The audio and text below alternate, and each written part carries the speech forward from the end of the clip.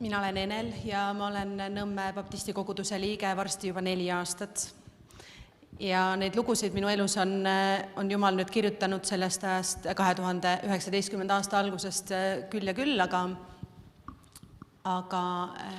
ma alustan ühest loost, mis on mulle väga armas.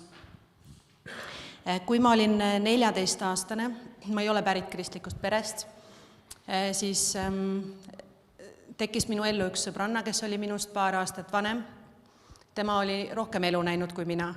Ja temaga koos, mitte päris esimesed suitsetamise katsetused said alguse, aga tema kõrval või kuidagi tema selle sõpruse sees, tema toel sai minust suitsetaja, igapäevane suitsetaja.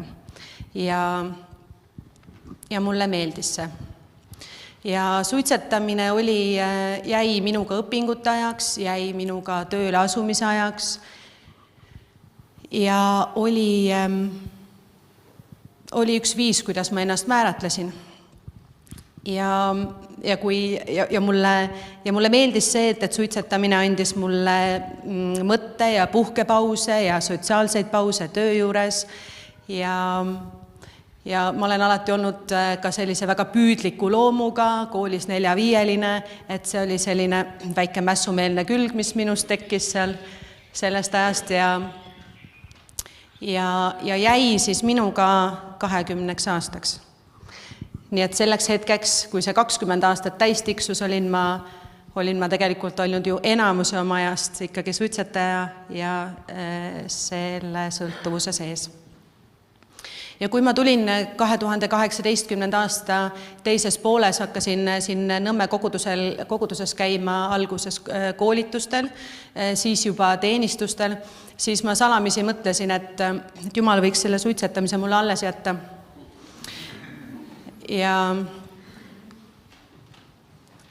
Aga ma sain ristitud. Selle koguduse pastor Veiko Võsu ristis mind. Ja kui ma oma esimesed päris kohtumised Jumalaga tundsin tema püha vaimu endas, siis ma sain aru, et minu hobi, mis oli ka võrdlemisi kallis, eks ole, et see ei too au Jumalale. Ja kui Jumal on püha ja mina olen üks tema pühadest, siis suitsetamine ja kõik selle juurde kuuluv ei olnud kindlasti püha. Ja ma otsustasin, et ma jätan suitsetamise maha.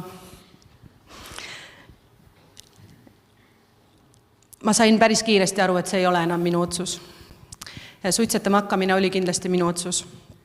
Aga kui ma õhtul läksin magama ja mõtlesin, et täna oli minu suitsetamise elu viimane päev, siis järgmisel hommikul selgus, et järgmine päev on ka minu suitsetamise päev.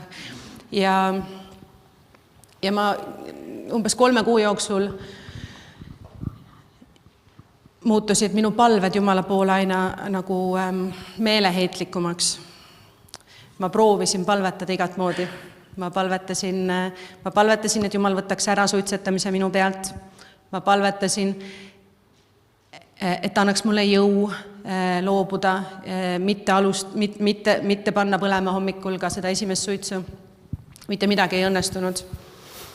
Ja isegi üks kristlasest sõbranna andis mulle nõu, et sa peadki nagu ise otsustama, et see peab olema väga siiras otsus ja siis Jumal annab sulle selle jõu. Ja siis ma hakkasin kahtlema, et äkki minu otsus ei olnud siiras. Siis ma proovisin veel siiramalt otsustada ja palusin veel. Kuni ühel õhtul ma ei saa öelda, et kas ma päris lootust olin kaotamas, aga ma sain aru, et ma ei ole väga arukas sellest üksi nagu üle saama ja ma läksin voodisse ja palvetasin väga lihtsa palve, et Jumal, ma ei oska palvetada selle asja pärast. Palun õpeta mind. Ja mul oli kombeks õhtul voodisse minnes panna kõrvaklapid kõrva ja vaadata telefonist läbi interneti siis kas mingit mõnda teenistust või mõnda kristliku sisuga saadet.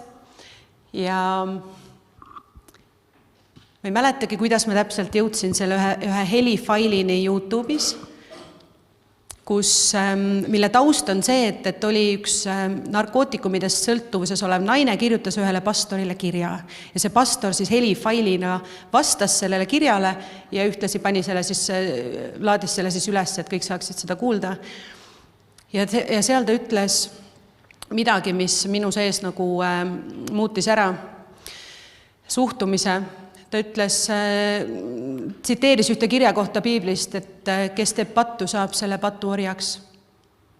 Ma ei olnud suitsetamist patuna kunagi näinud, sest minu teada ka piiblis ei ole otsesõnu kirjas, et see seda on. Aga ma sain aru, et see, et ma olin kahjustanud teadlikult oma keha järjepidevalt, see oli toonud kaasa teatava sellise vaimse sidumise, mille ori ma olin. Kui keegi on kellegi ori, siis ta ei ole väga vaba lahkuma ja ta saabki ära minna ainult siis, kui see isand siis laseb tal minna või tuleb keegi ja vabastab ta sellest orjusest. Ja selle helifaili lõpus see pastor kutsus inimesi üles temaga koos palvetama ja ma palvetasin kaasa. See oli ka üks lihtne palve. Ma tunnistasin, et minu suitsetamine on patt. Ja ma tunnistasin, et ma olin saanud selle patu orjaks.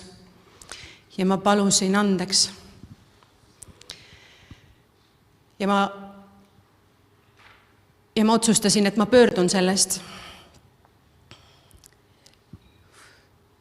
Ja kinnitasin, et ma teenin ainult ühte isandat ja mul ei ole teisi isandaid.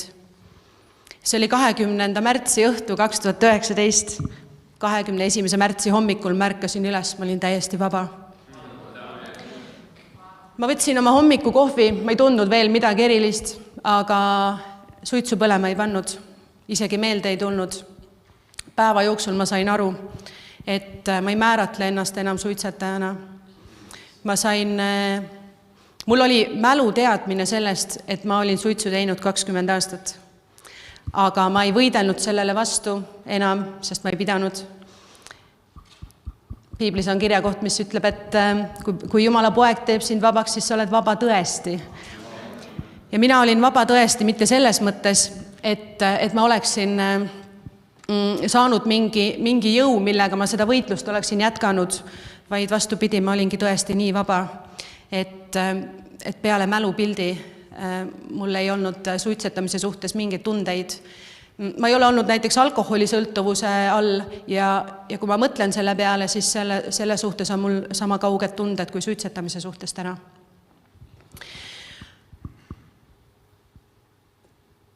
Ma ütlesin alguses, et see on üks minu elu lugu, aga tegelikult see on üks tõesti sündinud lugu, milles minul on ainult üks väike roll ja see lugu tegelikult, see tõesti sündinud lugu, millel on hea lõpp, see ju algas enam kui 2000 aastat tagasi.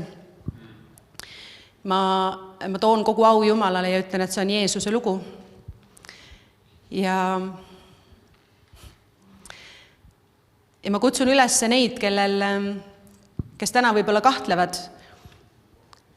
kas neil on jõudu või on juba veendunud, et neil ei ole, siis ma tahan öelda, et te kuulate väga õiget teenistust ja olete väga õigele teenistusele tulnud. See on kindlasti Jumala plaan, mille seest olete. Nii et olge rõõmsad ja olge julged. Aitäh teile!